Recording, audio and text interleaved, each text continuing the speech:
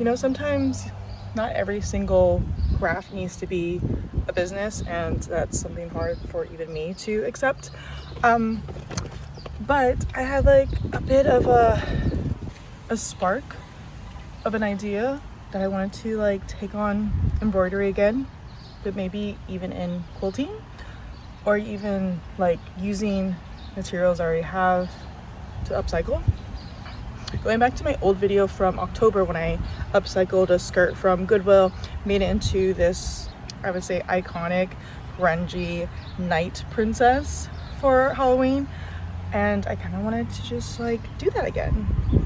But it's not even for like, say, my art shop that I'm trying to sell. I just want to do and just have joy in, because at the end of the day, all the little projects that I do, the things that I share online, it can be a bit overwhelming because I just want to constantly be creative.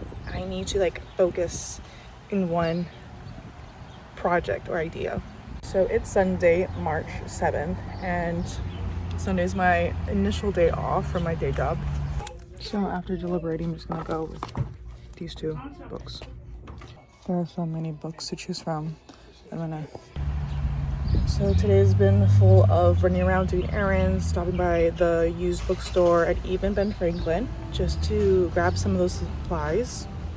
I'm actually looking for some type of, it's like a single loop plier. Okay, I had to look it up. It's called One Step Looper and I don't see it. I do have that tool. It'd be easier if I had like this single looper. I just saw these, and these are actually pretty cool. It's like a canvas book with like the individual canvases. There's only 10 in this set. They are low pricey, but it's kind of like a nice idea. Oh, those are really cute patches. And then the paper supply shop that I used to go to, they moved and are like special orders only. They also have these bags. I did grab a few last night, so should be good. So the clear bags, I like the brown bags. It is a little difficult out here in Hawaii to get affordable crafts without having to buy from the biggest storefronts online. So I really wanted to kind of like think really hard about the tools I wanted to use and use what was already available to me. I did find a bit of chalk, and then I think I'm gonna get one of those. Looking at that one instead. Okay, over $70 later, this is my container haul. Not including what I got last night. Thank you. Thank you very much. Have a good night. You too. Yes, I know that hobbies are pretty expensive, but it's kind of like the whole point is just investing into your hobbies. Just having some like crafty hobbies that can just spark some type of joy. It's maybe ideal. Supposedly it's supposed to rain on Tuesday. The initial inspiration actually was to upcycle my clothes I have at home because I don't wear a lot of them anymore. I'm giving myself somewhat of a timeline to work with of like a project just for me to make. And as someone that's like passionate about multiple things in her life, like drinking tea, eating things that taste really good, or even making better quality products is just been kind of like my 2026 overall goal of just being just me. One of the embroidered pieces I made literally first day of the new year was "Sorry, I'm dumb," and that is this year's slogan.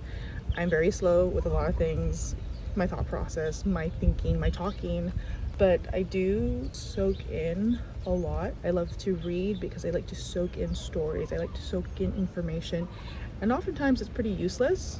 This is raw cut of who I am and what I'm doing. Let me show you the haul. Here is my Sunday haul, including the container. In the haul, I got 2 books, both dealing with fabrics. I have this quilt, patchwork, and sampler encyclopedia, and then this Japanese immigrant clothing in Hawaii. What really caught me was this like ginham style. Kimonos are like probably the most like iconic noted items. Okay, so like here's two of the workers with their little bonnets and like the ginham pattern. Ginham is like honestly something I believe came from the European influence. There's like a lot of movies and books and TV shows that like show the patterns of that cross line work. This book like really popped an idea in my head because Paniolos out here in Hawaii, they love their ginham, and there's like an actual specific Hawaiian word for that. Yeah, like look at these patterns, they're gorgeous. Okay, what I mean by Paniolo Hawaiian like cowboys, it's palaka is like the type of like color style. They're very vibrant, they're very like vintage-esque. People out here in Hawaii love their palaka. And so when I saw this, I really started to get going in my brain. I'm like, hey, like a lot of people really love their like lunchbox bags or their clothing, swimsuits, all that merch kind of stuff. Out here in Hawaii, like they really know how to make their lunch bags. They really know how to like make something just local style iconic. But I wanted to kind of like maybe even tie in some like cultural aspects to like for me personally and my husband and my child. When my child was born, he was gifted a quilt, and my mother made it alongside with like some of the tools that she was passed on from her mother. I was thinking of just doing some type of quilt or embroider piece just for my family.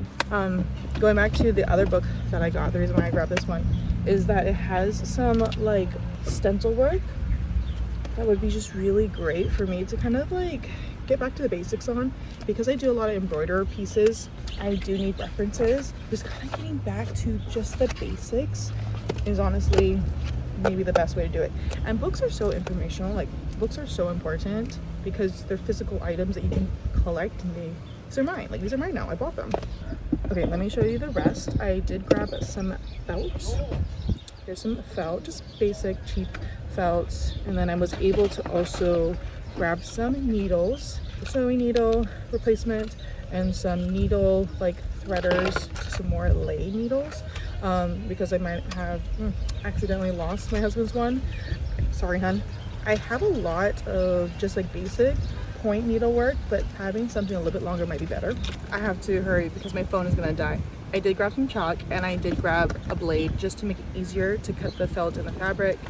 And of course, I grabbed a container to organize my stuff. Trust me, after spending the last 5 days cleaning my house, the last thing I want to deal with is like a mess. So any way to make this all easier will be worth it. Yeah, this is what I spent in Ben Franklin. The two books were $14, and then last night I spent about $40 at the fabric store, and then maybe another $15 at Ben Franklin last night. So your girl has been spending some cash. That's okay, because you know I'm investing into a bigger, better idea. I'm not subscribed to a bunch of like entertainment channels. I'm not subscribed to like having a bunch of like food being dropped off to my house. So this is where my budget money is going towards, is like some fun times, like some me time, some hobby time. The next market I'm going to be doing is going to be end of March 27th in Kihei, for the fourth Friday in Kihei with me and my sister.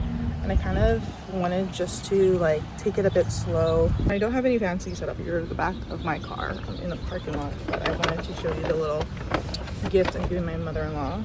This is the waterfall t-shirt for my mother-in-law. She really liked the design that I made as a sticker, and this is again silk screen printed on just a 100% cotton white t-shirt. So I wanted to give this to her. It's in the size extra large. I did give my mom her shirt, which was a large, and they just really love 100% cotton, which this shirt is 100% cotton, and this is like donated. And I just love how certain shirts just like fit and set. I just came from the gym, so I look a little hash, but that's the reality. There's so many people that are just walking past and they're wondering, why is this chick like talking to her phone? Because I don't have a camera, that's why. I'm kidding. We're just making up as I go. Okay, Happy Sunday, people. My last thought before I end this part of the video is people really like time lapse. Holy cow. Need to do more of those.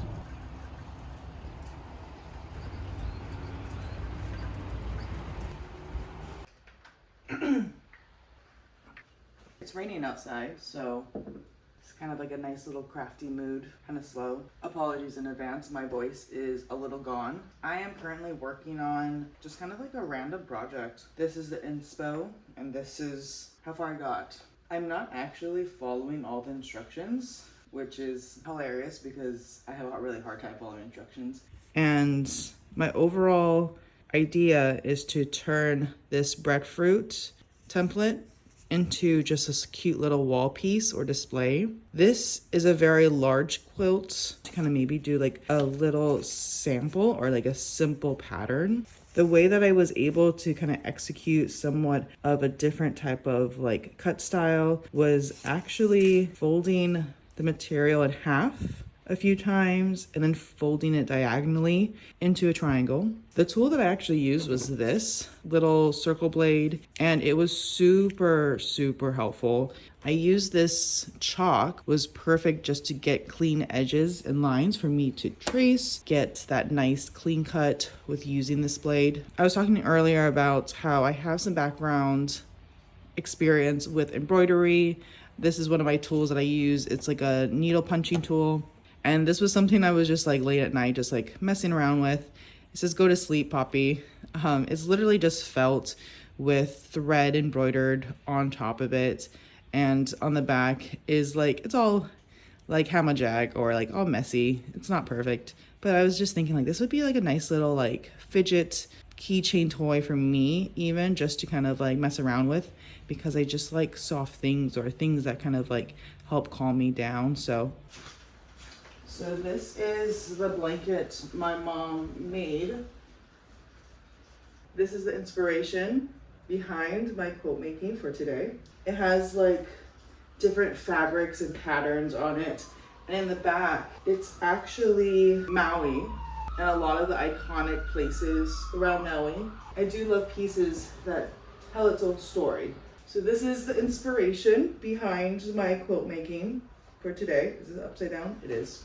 With that being said, I just wanted to just say I am not a master in this craft whatsoever. I am a appreciator. I am someone who just enjoys looking at pretty things.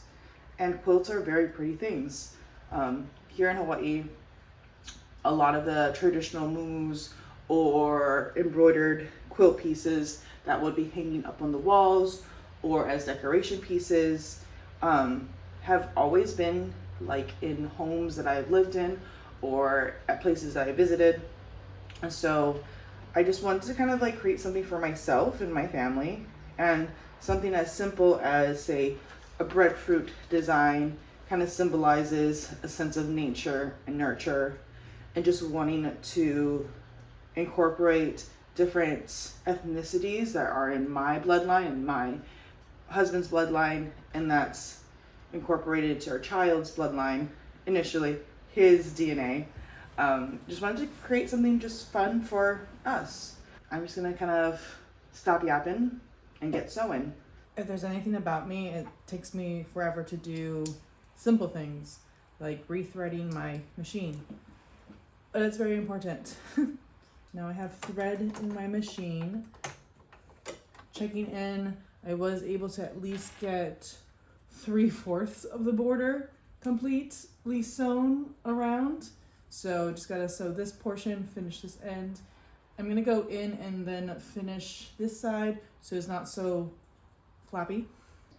And for the most part, I'm feeling pretty peaceful about like what I'm currently working on. The rain is really calming. This is check-in. After a few hours of cutting, snipping, and moving things around, I'm gonna throw this onto the sewing machine and just get the line work going. I'm realizing that I'm straying away from my original idea, which is totally fine. I'm reminding myself nothing's perfect. You're trying something out. But overall, I can kind of see the vision. This machine was given to me from my aunt from a long time ago, and it works really great. So it's really awesome to be able to just have a sewing machine in my disposal. Okay, 5 hours later, this is what we got. The overall detail, it's not perfect, but as an artist, it's about perspective. No, I really had a lot of fun doing this. It definitely tested my patience for myself, but I am pretty stoked with how this really turned out. So this was actually my first draft, just to be real. It's a little like cup coaster or even a pin holder. It has a little like rug mug material underneath so it doesn't move around. Embroidered a little heart with a circle around it. It's very abstract, as one would say. I think I executed it the best that I knew how. Practice will make somewhat progress, not perfection. Practice will make progress, and I'm actually pretty satisfied with what I was able to come up with. I do need to read some more about quilting. I do need to look into more when it comes to like fabrics. Now, will one day I be able to achieve a full quilt? Maybe. It's not like the grand scheme that I have here in that corner, but it is something. Thank you so much for watching. Please put a comment down if you have any like tips or tricks when it comes to, say, sewing that you saw that I could also sharpen. And if you do want to see more of these DIY projects, just let me know. If not, I will see you folks on the next one. Bye. Oh my gosh, it took forever. 5 hours.